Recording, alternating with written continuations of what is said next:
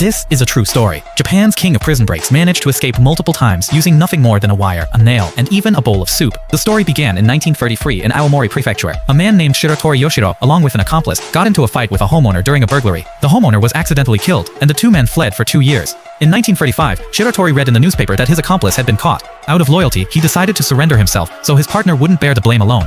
But in prison, guards treated him worse than an animal, daily beatings and torture.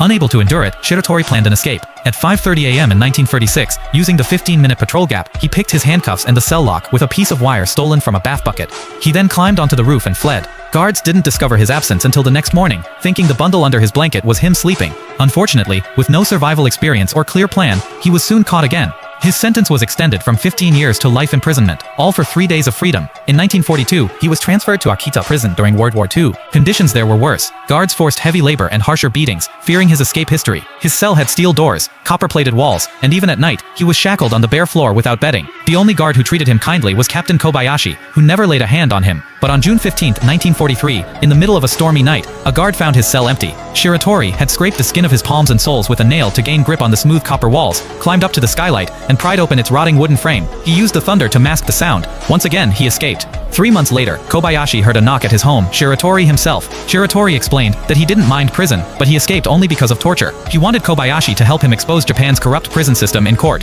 Kobayashi fed him but secretly called the police. Shiratori was recaptured, and the court symbolically added 3 more years to his life sentence. His request to be moved to a warmer prison was denied. Instead, he was sent to the northernmost prison in Abashiri, infamous for its freezing cells. At Abashiri, the food froze solid, and shackles weighing 20 kilograms bound both his hands and feet. He ate lying down, unable to lift his arms. Still, Shiratori vowed to escape. Guards reinforced everything. Smaller steel windows, solid doors with no screws, special handcuffs. Yet in August 1944, he was gone again. He had used his soup to slowly corrode bolts with salt, then dislocated his joints to squeeze through. He lived in mountain caves for 2 years. In 1946, he came down, shocked to see English signs and Japanese women holding hands with US soldiers. Japan had surrendered. On December 15th, he was mistaken for a melon thief in a village dispute. During the fight, a villager died, and Shiratori was arrested and sentenced to death. In 1947, he was sent to Sapporo prison under 24/7 guard by 6 armed officers. Confident he couldn't escape, they didn't even shackle him. He pretended to stare at the skylight daily, tricking guards into focusing on it while he secretly dug through the floor with a sharpened metal shard. He stuffed dirt into gaps under the floorboards and placed wood under his blanket as a decoy.